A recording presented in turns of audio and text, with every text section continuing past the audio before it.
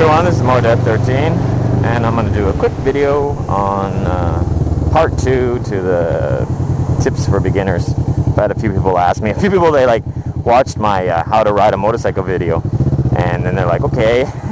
In the how to ride a motorcycle video, I pretty much just teach how to get the bike started and moving without stalling it, but that's all I teach. So I guess there's a bunch of people out there that can now get a bike to move, but then they don't know what to do next.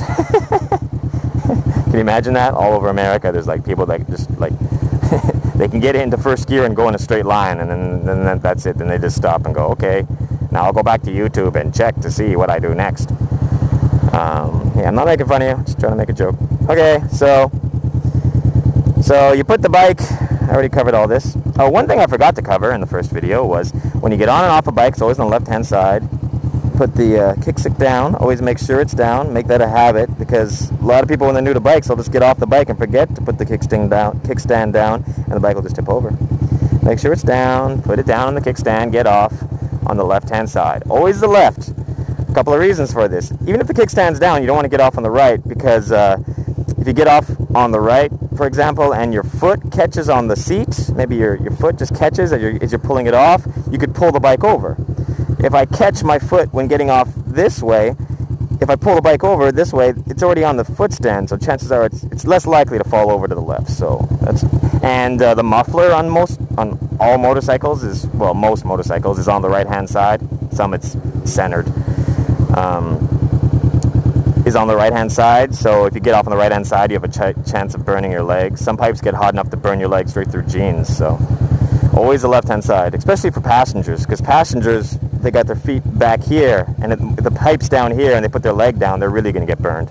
So you should teach your passengers always to get off and on and off from the left. Same as a horse. I don't know why horses don't have mufflers. I don't think, but I don't know, same rule. If you see in movies and stuff, they always get on and off horses from the left too. So okay, I already taught you how to get the bike moving. Let the clutch out slowly. You feel it move, give it a bit of gas. Very slow, very slow, very slow, and release. Now the bike's moving. What do? Shifting gears is so easy. It's so easy that in fact you don't even have to use the clutch. I'll show you. Okay, that's first gear. That's second. That's third. That's fourth. That's fifth. That's sixth gear. I'm in top gear right now. Sixth gear. I can't go any higher. Now I'm going to shift back down. For shifting down, I hold the clutch in. Not sure why, but I've heard from a few different sources that shifting up, you can use the clutch if you want, you cannot use it if you want, but shifting down, you always have to use the clutch. You can actually like screw up your transmission or something, shifting down without the clutch. It's very bad. I don't know why, but it's passing on what I've learned. Yeah, so I just did 5 gears there without the clutch, but you don't want to do that. I'm just showing you how easy it is. Like, first gear needs a lot of finesse. Second gear, third gear, fourth gear, do what you like. It's not that big of a deal. Let's do that again. I'll show you how. I don't normally not use the clutch, but I do if I'm racing. It's quicker. Okay, so I'm at a complete stop. Get the bike moving a bit. Let the clutch out. I'm moving. Pull the clutch in. Lay off the gas when you pull the clutch in. Shift it up. Go again. So as I pull the clutch in, I also let off the gas. I do it simultaneously. So with one hand, I'm pulling the clutch in, and with the other hand, I'm turning off the gas and then clicking up with my toe, my left foot. So again, I'm in second gear now, probably still. So I'm going to pull in the clutch, turn the gas off, and then click up with my foot. Now I'm in third gear.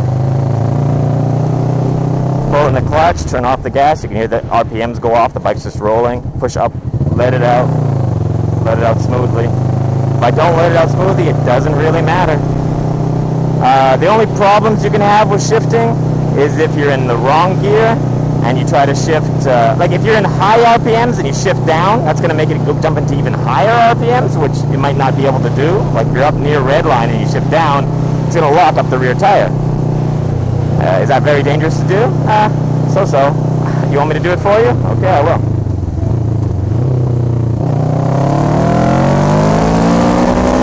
Okay, I'm in high RPMs, I'm near red line, and I'm going to shift down.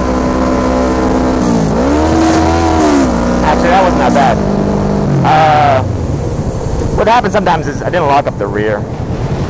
Sometimes it'll like, you'll lock up the rear. How do you do that? Okay, let's try that again. I'll lock up the rear. I'll shift down 2 gears and let the clutch out. There we go. If you heard the back tire went, that's because it locked up. Just like if you lock up the brakes, but I locked it up with the clutch because I shifted down 2 gears when I was already in semi-high RPMs. But was it dangerous? No, the back tire just locked up for like a foot or two, and the back end wobbled a bit. But this is the important thing to remember. You don't want to do that while you're turning. Locking up the rear tire on a turn could be very dangerous. On a straightaway, it's not that big of a deal. So the rule to remember there is never shift down when you're going around the corner, unless you're really, really, really comfortable with the bike. Okay? Like if you really know what's going to happen when you shift down, if you're like 110% positive, then yeah, I guess you can do it. But that takes like a few, at least I don't know. Well, it takes a few years of experience and a few thousand kilometers of experience with that specific bike that you're doing it with. But the general rule is never shift down on a corner. Shift down before you get to the corner and then accelerate through the corner, because you actually have best traction when slightly, and the key word there is slightly accelerating throughout a corner. All the way through a turn, you're supposed to be accelerating slightly. So the way to do that is to brake before the corner, shift down, and then as you enter the corner, accelerate throughout it. That wasn't a good example because I wasn't really doing the right speeds for this kind of a turn. But yeah. So yeah, shifting up is not that big of a deal. Just you don't even have to pull the clutch in all the way. You can just pull it a little bit and click up. I just did it there. My hand just then when I let off the throttle, I didn't let off the throttle all the way either. I just kind of closed it a little bit. It's like this. It's just like clutch in and gas off. It's like that. Clutch in, gas off. Clutch in, gas off. Shift, shift, shift. That's what it looks like. Hope you can see that. Yeah, let me do that again to make sure it's in the camera view. Okay, when you're shifting, you pull the clutch in, you lay off the gas, and you shift with your foot by shifting up, so it looks like this. Clutch in, gas off, and then shift up with your foot. Shift, shift, shift, shift, like that. It's just quick with the throttle off, pull the clutch in quickly. You don't have to be that smooth, because once the bike's out of first gear, the other gears are easy. And I'm repeating myself too much now, so I'm signing off.